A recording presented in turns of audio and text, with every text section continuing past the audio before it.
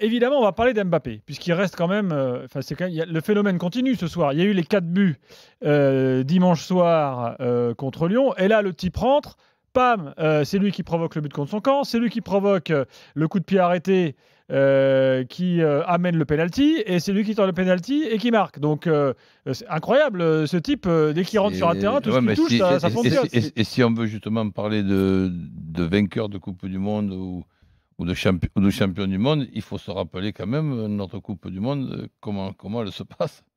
Elle se passe avec ce gars-là qui est, à partir des huitièmes, et je le vois tout simplement irrésistible, parce que là où il est fort et que c'est pas visible, c'est sa présence déjà qui monopolise 2-3 joueurs adverses, ce qui facilite le boulot de ses coéquipiers. Ça, on n'a pas tendance à y penser. Quand je vois le niveau de Giroud, quand je vois le niveau de Griezmann ce soir, bon, il y a Dembélé qui a réussi à faire quelques accélérations. Ok. C'est grand-chose, Dembélé. Hein.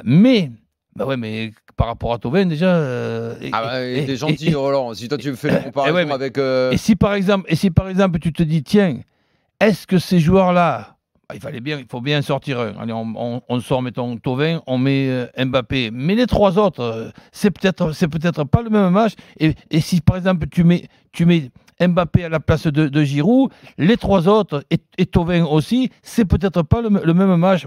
Moi, je le trouve tout simplement monstrueux. Il fausse toutes les situations. Oui, c'est vrai qu'il fausse les choses, y compris quand il n'est pas là. Mais oui. C'est ça, c'est ça l'histoire. Étonnant.